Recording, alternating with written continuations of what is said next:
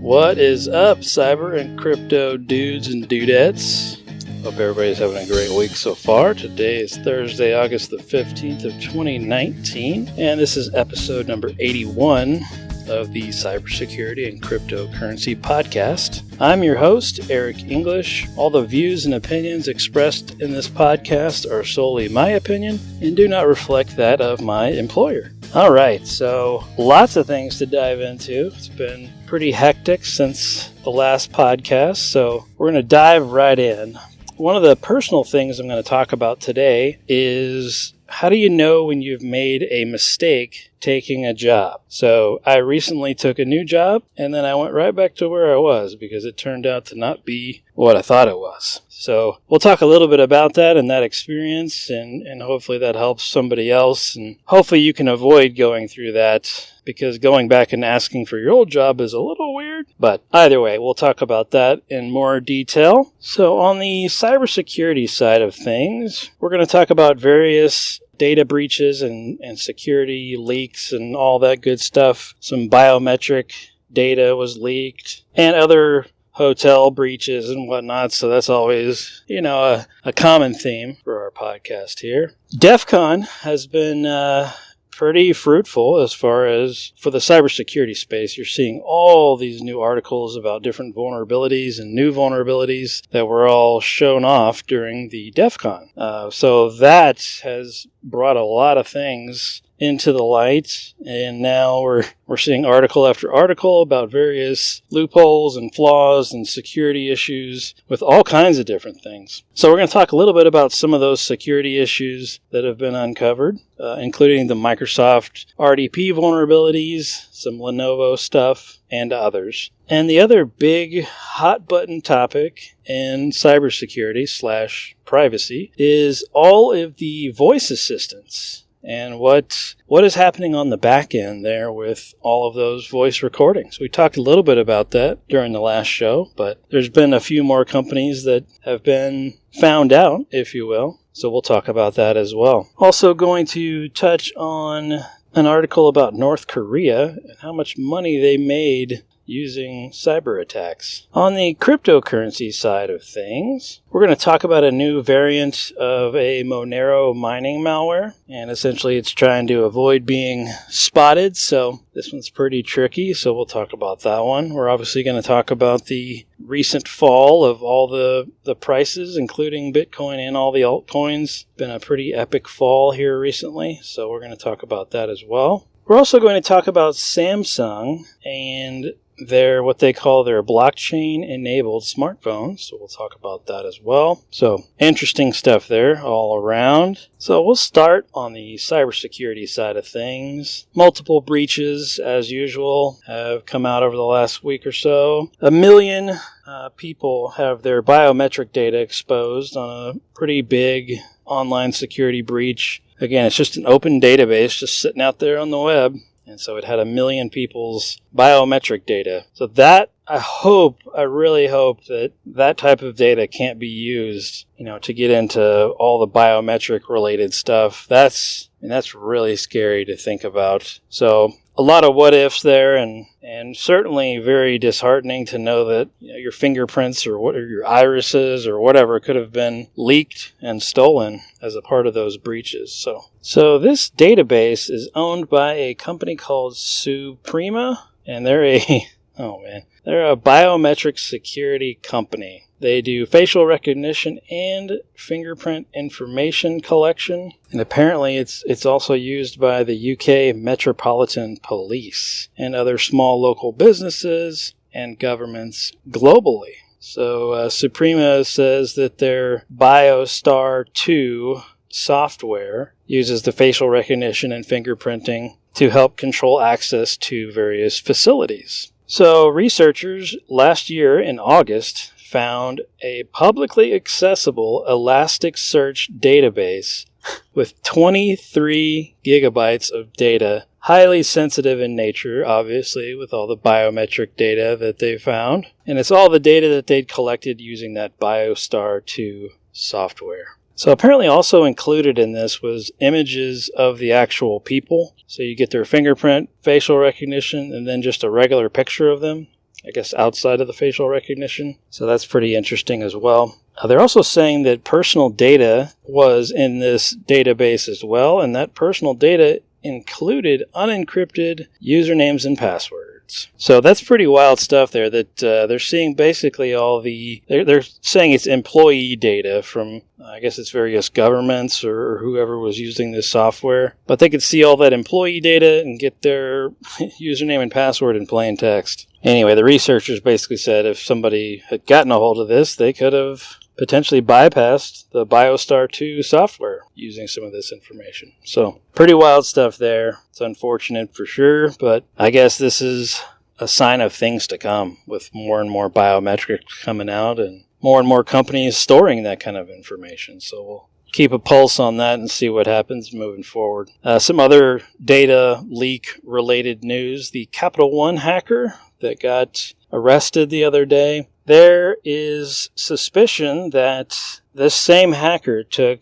data from 30 other companies. That is a lot. And they're still investigating all of this, and they don't have any big-time details yet. But, wow, 30 other companies? I mean, if this lady apparently worked at AWS, and if she has any kind of administrator access, I would presume that she could access pretty much anything in AWS. So I wonder what 30 companies are affected by something like that. And, God, that's scary to think about. So some of the vague descriptions of the 30 other companies, they're saying it's educational institutions and other entities. So they never really say exactly who was affected there. But U.S. officials said that they are going to notify all the victims, and so is the FBI, and once they actually determine where all this data and information came from. But 30 plus companies. Wow. All by that one person. So she didn't just get Capital One's information. Interesting to see what else comes out of that. Credit Karma.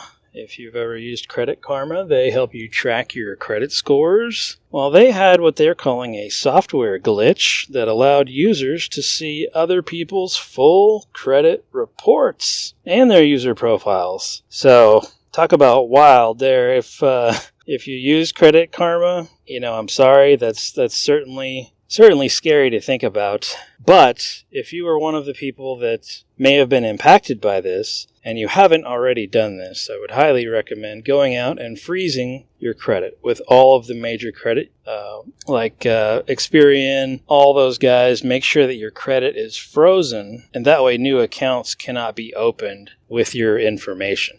So yeah, go out to Equifax or Experian or whatever and make sure that you've frozen those credit reports. And even if you weren't affected by this, I would still highly recommend that, because our information is out there somewhere in some sort of database, and it's probably on the dark web already. So protecting yourself by freezing your credit is a great way to make sure that fraudulent accounts aren't opened up in your name that you maybe don't know about. So certainly a good thing to do to protect yourself there. The last data breach that we'll talk about here is Choice Hotels. 700,000 customer records were compromised at Choice Hotels. So yet again, another Mongo database. I think all of these are either Mongo databases or S3 buckets, or I guess that other one was a Elasticsearch database. But nonetheless, it seems to be one of those 2 or 3 types of databases that continually are misconfigured. So if you have any of that, if you're using AWS, you use S3 buckets, go out there and make sure they're set up correctly. Make sure you can't access those just on the fly externally. If you use MongoDB, same thing. Elasticsearch, make sure it's not accessible externally before you do anything, before you even put it into production. Make sure you can't get to it from the outside, because that's how all of these researchers are finding these. They go out to Shodan and do some very basic searching, because Shodan scans the entire internet for you. All you have to do is run some real basic queries, and you can get into a lot of this stuff. So I said that was the last one about data breaches, but the other one, real quick, was British Airways. But anyway, there's just so many of these that seems like it's just a weekly occurrence. And it's definitely unfortunate, but that's the way it goes, I guess, nowadays. Some other cybersecurity related news. If you have a Lenovo ThinkPad or you have Lenovo laptops in your environment, you probably want to go out there and start patching that. Lenovo themselves issued one of my favorite things. They issued a warning users about 3 different vulnerabilities, one of which is a Bluetooth vulnerability that was patched by Microsoft as part of the August security roll-up, and the other one was related to a Intel chipset device software that they had on there. So yet again, more Spectre Meltdown related stuff there. But anyway, if you got Lenovo devices, I want to go out there and patch those if you have not already. All right, so some other news here, the privacy-related news that I wanted to touch on. All of these voice recognition platforms, whether it's Facebook, Siri from Apple, if it's Google, whoever it is, right? Amazon, it could be any of those. So there's been multiple articles that have been released just over the last week where all these companies have come out and said that they are listening to those recordings. And so specifically on Facebook, they were transcribing audio chats. So if you use Facebook Messenger, they were recording that and transcribing that. So talk about another huge blow for Facebook and their privacy. Yet again, another reason to not use Facebook products. Why they are recording all these chats from that Messenger platform, I mean, I don't know, but that's so disheartening to see that, because what a huge violation of privacy, and you may not even know it's happening until something like this comes out. So if you want to do any sort of secure messaging, secure video chats, secure phone calls, whatever it is, there are apps out there that you can do that with. Signal is one of those. There's another one called Wire, and there's a few others, of course, out there as well. I've used Signal and Wire quite a bit. I do like those, and they do allow making phone calls and whatnot, so you can still do and use that functionality and keep it all encrypted. So there are other solutions out there aside from using Facebook Messenger. So Microsoft also admitted that they have people listening to Skype and Cortana recordings. So very similar to Facebook. If you use Skype, here's what's really scary. If you use Skype for business and they're listening to that kind of stuff, oh man. Oh, that's scary to think about. If you use Skype for business, I would highly recommend reaching out to whoever your account rep at Microsoft is and asking them if any of your company information was included in this, because that's very, very concerning. If you're having a conference call on Skype, you expect some sort of privacy, and if they're snooping in on that and you say something that's private or that shouldn't be out there, I mean, and they're sitting there recording it and listening to it, man, scary stuff. You're putting trade secrets in a phone conversation and talking about that stuff, and Microsoft is recording it and transcribing it. It's just crazy to think about. So that's just a few. Last week it was Apple, so we already heard about them, but now Facebook and Microsoft. And I think we already heard about Amazon doing this too as well. That was a few weeks back. So there you go, folks. That's pretty much all of the voice recognition and smart voice recognition products out there, like Siri and whatnot. Only one that we haven't officially heard of, or at least I haven't seen, is Google's. But, I'm sure, based on what everybody else is doing, I'd be shocked if Google wasn't doing the exact same thing. All right, some other pretty big news here about remote desktop.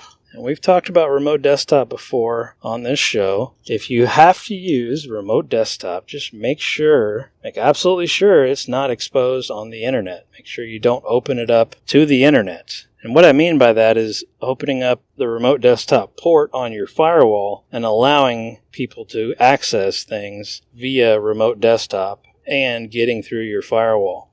If you need to use remote desktop, get on a VPN first, and then allow your administrators or whoever else to use remote desktop. Microsoft is saying that these flaws in remote desktop are wormable, so that is scary stuff there. They could spread quite a bit. At least that's what Microsoft is saying. And if if the people that write the code are saying that, that's pretty serious stuff there. So make absolutely sure you get those patches as well. But just a general rule of thumb too, don't expose it to the internet. I mean, yeah, some people have to use remote desktop. I totally get that, but make sure you're on a VPN first, and then you can do your remote desktop. All right, the last thing here in cybersecurity. North Korea made $2 billion from cyber attacks. That is pretty wild. That's a substantial amount of money, too. So certainly not what you want to hear about North Korea, but hey, is anybody really surprised? But $2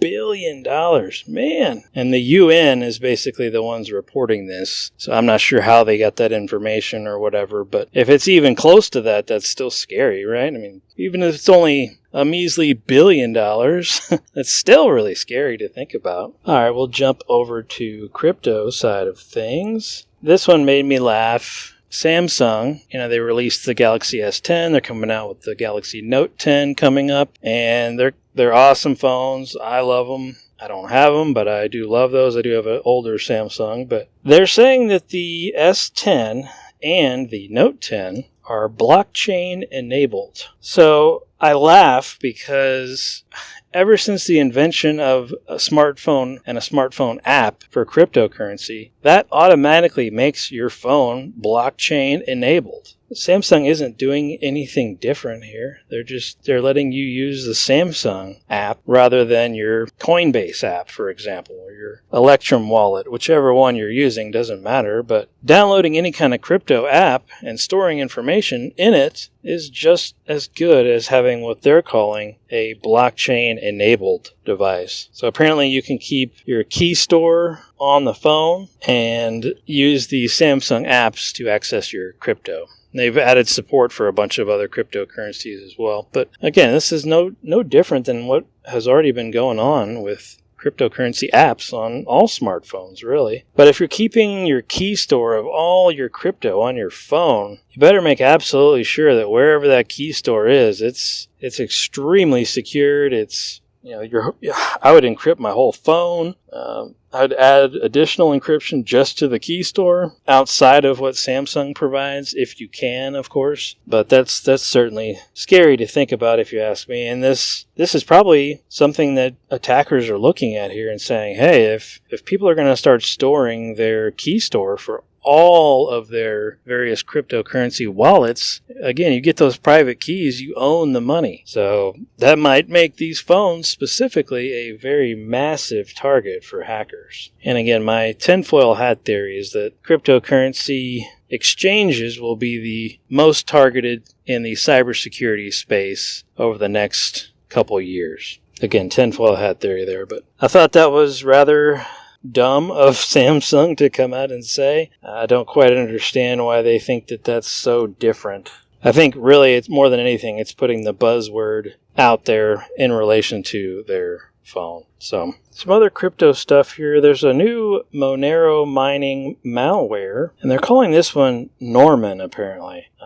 Once this code is executed or injected, it overwrites its entry in Explorer.exe, which is basically your entire desktop environment in Windows. And it does that to conceal the evidence of its existence and of its presence. So it also apparently stops mining when the user opens up Task Manager, and then it re-injects itself when they close Task Manager. So wow, pretty wild stuff there. Very crafty. They also found some PHP shells that were linked to this Norman crypto mining stuff, and those were connecting out to a command and control server. So pretty wild stuff there. In the article too, there is a link to a GitHub there about some, I don't think this is the Norman one specifically, but other crypto mining software that you can at least check out and tinker with if you wanted to. But I'll post all these articles in the show notes for you, so you can certainly check those out. As far as the crypto prices go, we've seen quite the drop-off here over the last few days. We've gone from almost 12,000 down to 10,340 today, so that is quite the drop drop-off there. But it got all the way down to right around 10,000. So it's actually come up just this afternoon to 10,340. So Ethereum's down at 187. Ripple is down at 26 cents. Wow. So as you all know, as Bitcoin goes down, everything else goes down. So that is just wild to see that there. I still can't believe Ripple is so inexpensive still. But you never know with the crypto market. It could be, 14,000 tomorrow. Who knows, right? For Bitcoin. It's always all over the place. All right, the last thing I wanted to talk about was a personal experience that I had with a new job that I took. And I'm not going to say any names, company names, or anything like that, but hopefully my experience will help somebody else at least be able to spot, some red flags before they're, too far into their employment at whatever company it is. So looking back on this, I was employed by this company for about a month. And within the first 3 weeks, I figured out pretty quickly that it was not what was advertised. I was already not doing the work that they said I was going to be doing. And a lot of the people that I worked with were just extremely down on the job. They didn't have anything good to say most of the time, and just a lot of negativity about the company in general and the various people and the tools that they use. So, that was scary to hear that from people that had been there a long time, and it was my second or third week on the job, and I'm hearing that. This company also hires interns to groom them to be employees later on down the road, and I talked to several of the interns that had a very similar sentiment about the entire company. All of them basically said that they would never come work for that company. So once I heard all of that, and I started hearing it from multiple different people, I told myself that I don't think I want to be a part of this long term, and I turned right back around and went back to my old job. And thankfully, my old job welcomed me back, but I wish I'd seen some of those red flags before going in. So when I stop and think about it, before I got in and before I was doing all the interviews and stuff, and before I was actually hired, it seemed too good to be true. Everything that everybody said seemed so amazing. And I should have, right then and there, I should have said, whoa, hold on, pump the brakes. It can't be this good. There's no way that everybody is saying all of these great things about it. And what it was is basically people higher up in the company were the ones that I was talking to. And all of them, of course, liked it because they're not doing any of the grunt work, if you will. And they're probably getting paid a lot more. So, of course, they loved the job. And that's who I talked to prior to interviewing. But I should have seen that as a red flag when all those people were saying that it's so amazing before I get hired. And then once I get hired, I start working with people that are actually in the field and doing the work. And that's when you find out what really happens, and you find out the actual, behind the scenes stuff, and you get people's sentiment about the company as a whole. And to say that it was negative is an understatement. But the old saying, if it seems too good to be true, it probably is. If I could do it over again, I would have asked to interview or at least talk to people doing the field work. And I would have talked to multiple different people doing the field work. And I would have talked to an intern or two if I could. Some companies may not let you do that. They want you to think it's all sunshine, unicorns, and rainbows. And then when you get in there, it's just absolutely totally different. But if you start hearing things like that during a job interview from multiple people, make sure you get some other opinions of people that are doing the grunt work, people that are, doing the real heavy lifting, and see what their actual opinions are, because oftentimes it could be a lot different. And it couldn't have been more different at the company that I went to. Management thought everything was great. Management thought all the employees loved it. Come to find out, it was polar opposite. So make sure that you talk to all kinds of different people at that company that you're interviewing with, so that way you don't get in the same predicament I was in. So I had a very tough decision after I heard all this negativity from the employees and the interns. I had a hard decision to make. Do I stick around and hope it gets better, or do I jump ship now? Ultimately, I decided to go ahead and jump ship, but I wish I didn't have to. I wish none of that had happened. And now the job I went back to, I'm sure that they're scratching their head a little bit and hoping that I don't do something like that again. And I was happy where I was. That was the other caveat here. I was very happy where I was, but everybody was talking up the new company so much and saying how great it was, but And so that's kind of what made me go there, because I thought, man, all these people are saying all these great things. And that's what made me leave the other job that I liked. So anyway, lesson learned for me, but hopefully any of that helps somebody else out there that might be interviewing for a job.